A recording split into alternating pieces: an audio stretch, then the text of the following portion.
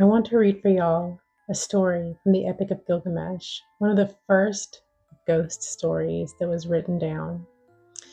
This is from the very end of the epic, when Gilgamesh and Enkidu were celebrating their victory.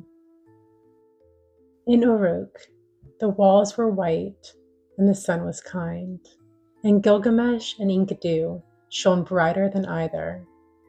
One afternoon, as Gilgamesh played his drum of shining wood, the drum's beloved companion, his drumstick, fell from his hand and rattled down a crack no hand could reach, and vanished into the seam of the world. Gilgamesh peered into the darkness and felt a tug in his chest. "I will miss the sound," he said. "I'll fetch it," Enkidu answered, with that smile that made hard things look easy. Enkidu knelt beside the crack where the stick had fallen and looked into the breath of the underworld. A priest came to Enkidu and gave him a warning. "Do not wear clean clothes down there, for the dead will notice. Do not oil your hair. Do not bind your feet with sandals. Do not kiss the wife you loved, nor strike the wife you hated. Walk like a shadow among shadows, and you may come back." Enkidu nodded, but life loves the sign of itself. He washed the dust from his arms and bound his hair to keep it out of his eyes. He laced his sandals for speed. He told himself, "Rules are for cowards," and fell through the crack like a hawk into the reeds. The netherworld received him without fanfare. It is not a place of flames, but of habit. The air was as dry as a swallowed word. The drumstick lay there, childish almost, in the way that troubles often are when you first find them. Enkidu reached for the drumstick, and somewhere a voice called his name.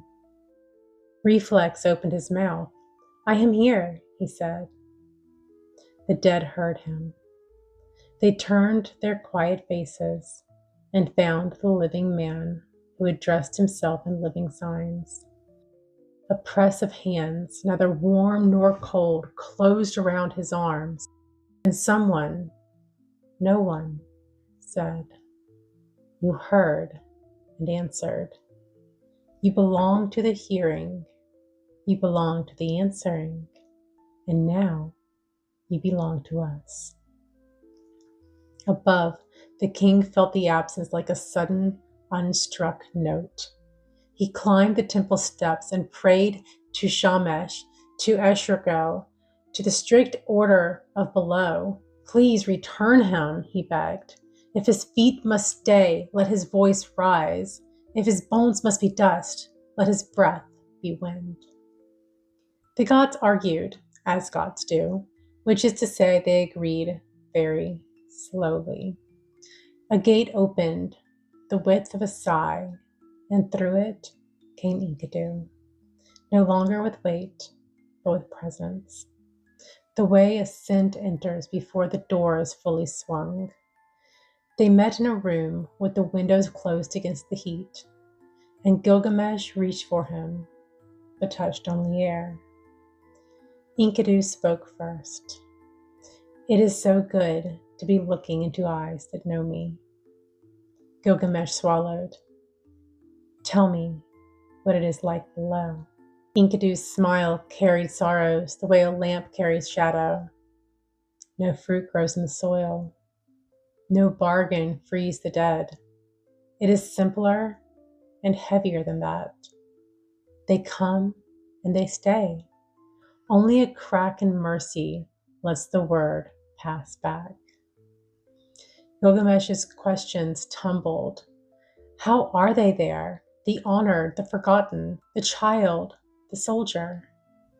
And Enkidu answered, as the old tablets say he must. The one well remembered sits like a man in the cool shade and drinks clean water. The one unburied wanders thirsty, eating scraps thrown into the streets.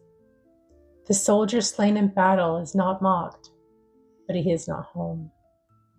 And the child with many brothers plays at dice, and laughter finds him.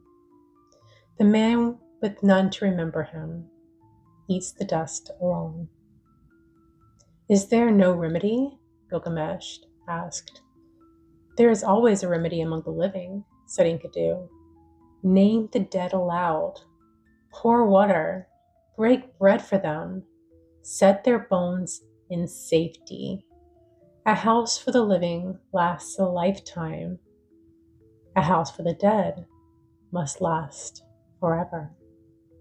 That much is within your hands. The wind thinned as he spoke, and the shape of him began to loosen, like thread pulled from a cloth. I broke the rules, he said, almost lightly, as if confessing a childhood prank. I answered when I should have been silent. I dressed like a man who wanted to be found.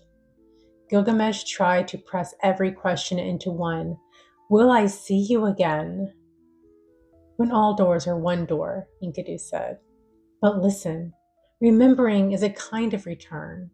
Let my name be sweet in your mouth. And the window curtains lifted, though there was no breeze, and the king was alone in the stillness.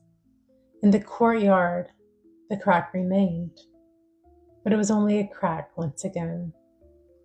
He sent for masons, he sent for priests, he sent for bread and beer and cool water, and at night, standing on the wall of Uruk, he said his friend's name to the stars, which are the only eyes patient enough to hear such things without interrupting.